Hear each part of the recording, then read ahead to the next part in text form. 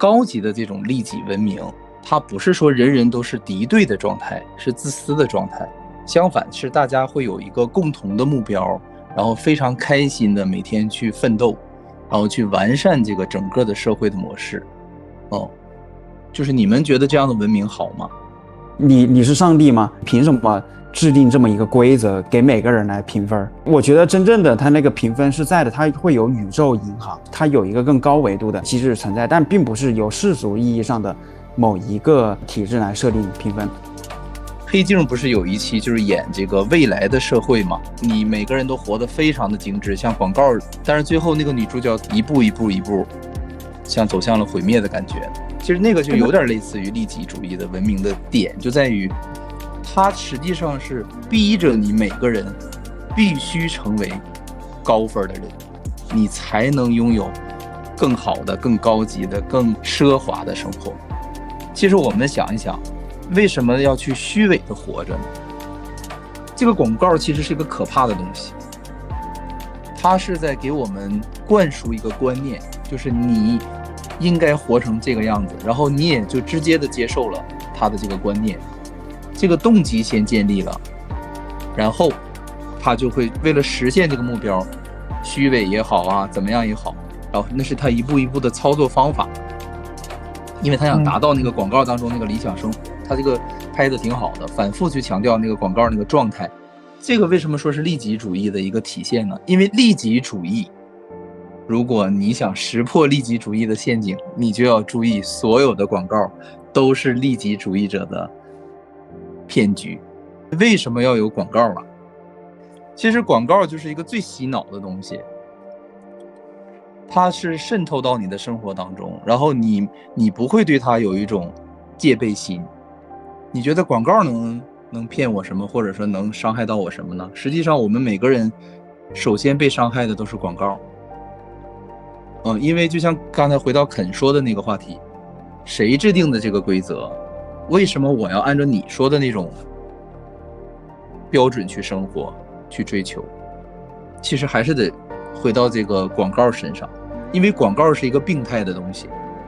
而你天天在接触一个病态的观点，一个扭曲的价值观，然而你还不认为它是有害的。当你不认为一个东西有害的时候，实际你就是默认它是无害的。继续说，就是利己和利他这两个文明的区别。就是我们刚才聊，就是先说利己吧，就是大家想象中的这个利己，可能跟我们就是生活中的很多这种自私啊、自利的这种想法联系到一起，但实际上，书中所传达的这种利己的文明吧，它实际上比我们现在想象的要高很多啊。它不是说地球第3密度所处于的这种利己的状态，它是已经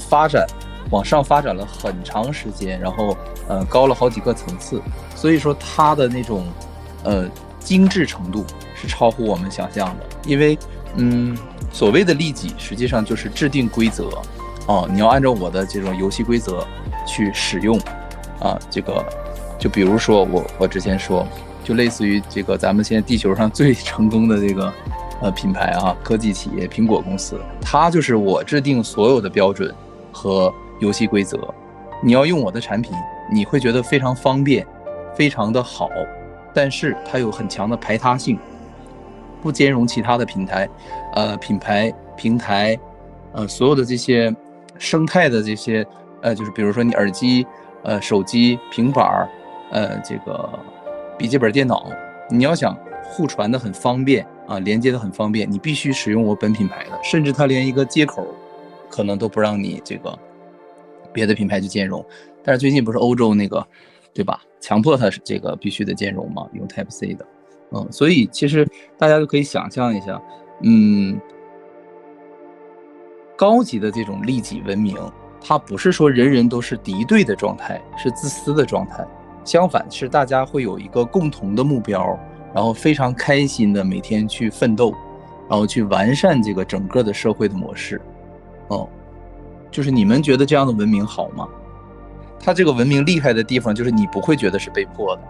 黑镜不是有一期就是演这个未来的社会嘛，这个世界社区化，然后你每个人都活得非常的精致，像广告当中的生活一样。但是最后那个女主角走向的是一个，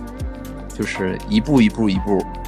像走向了毁灭的感觉。她最后被抓起来了。其实我觉得那个对我的影响特别大。它就是一个讲这种利己主义的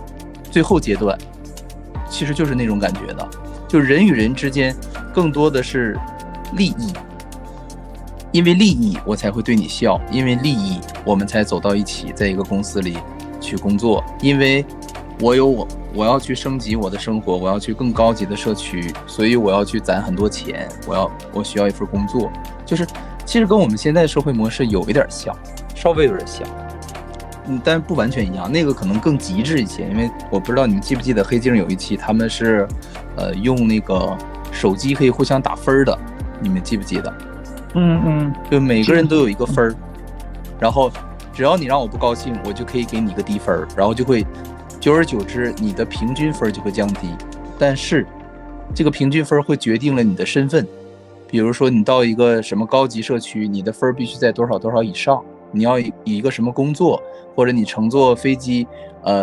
什么舱，你必须是什么分以上的，它是这样的一个模式。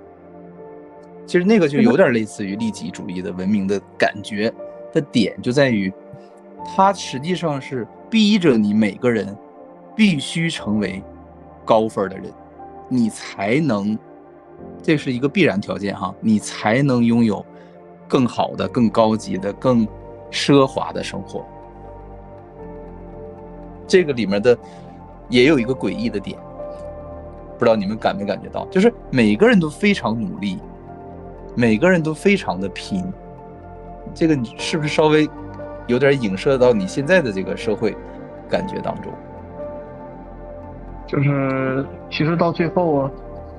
大家都在很努力，但是还是会有低分的人存在，就是一种内卷的形式，对吧？就是他演的那个为什么人会有低分，其实你要是看细节的话，就是他有的人是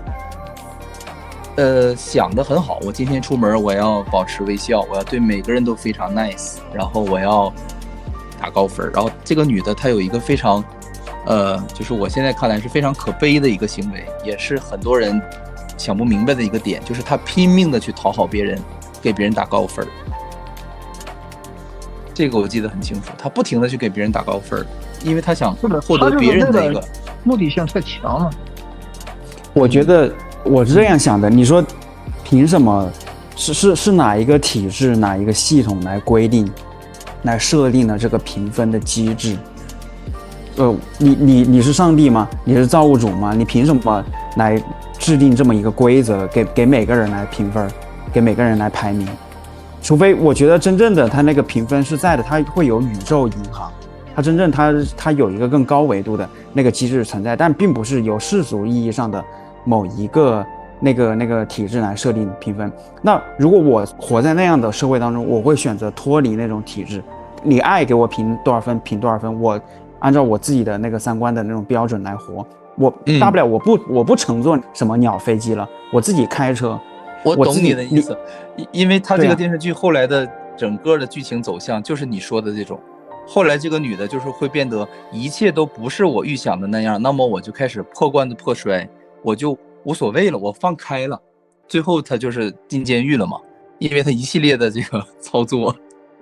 就导致她那个分后来可能就是像负分一样，那你负分你就必须得被抓起来，就这种感觉。后来她心态崩了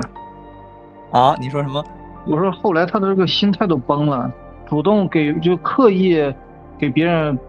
打负分。他已经不在乎了，因为对，他内心所有的负能量已经爆炸了，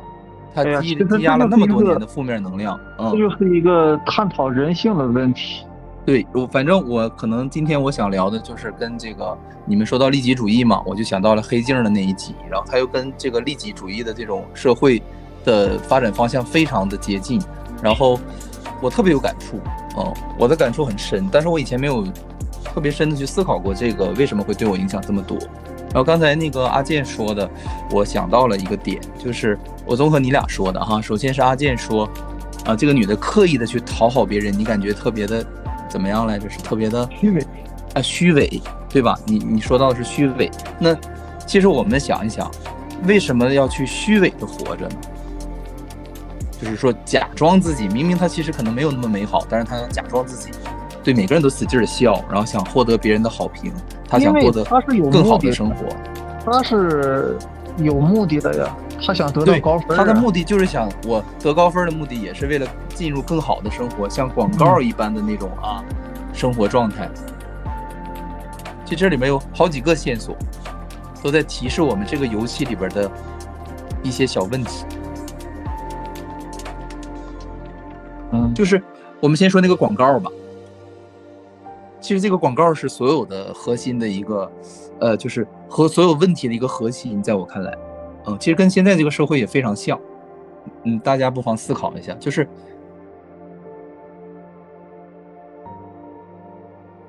这个广告其实是一个可怕的东西，它是在给我们灌输一个观念，就是你应该活成这个样子，然后你也就直接的接受了他的这个观念，这个动机先建立了，然后他就会为了实现这个目标，虚伪也好怎么样也好，然后那是他一步一步的操作方法，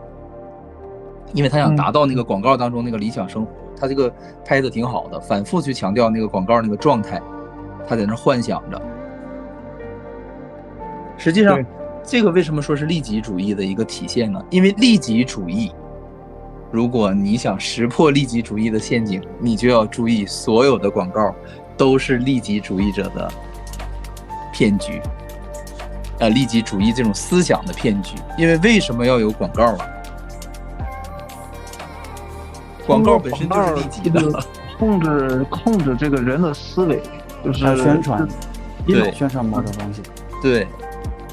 其实广告就是一个最洗脑的东西，它是渗透到你的生活当中，然后你不会对它有一种戒备心，你觉得广告能骗我什么，或者说能伤害到我什么呢？实际上我们每个人首先被伤害的都是广告。因为就像刚才回到肯说的那个话题，谁制定的这个规则？为什么我要按照你说的那种标准去生活去追求？其实还是得回到这个广告身上，因为广告是一个病态的东西，而你天天在接触一个病态的观点，一个扭曲的价值观，然而你还不认为它是有害的。当你不认为一个东西有害的时候，实际你就是默认它是无害的。无害的其实和健康的，我们单独拆开来说能明白是不一样的，但是我们也会默认无害的其实就是健康的，然后进一步的导致它就是正确的。是的，但是很多时候就是我们的人的这个思想就是被很多因素潜移默化的在影响，就比如说舔狗经济。好，非常感谢啊！剩下的章节呢，我们会在下周更新，请订阅支持一下吧，让我们幸福喜悦吧。因为我们如今正在经历的疯狂，实际上是一种幻象，它逼着越来越多的人觉醒。可是呢，我们也要同情那些没法觉醒的人，因为世间的种种现象造成了我们个体与灵魂的分离。我们会在螺旋上升的水晶上继续我们意识的进化，我们正在获得内心的勇气，将自己交给了灵魂，迈向了完全未知的领域。我是谁？我来到这个世界上究竟要做什么？进化的新阶段已经开始，意识到无限的爱会让我们开启一场前所未有的灵魂旅程。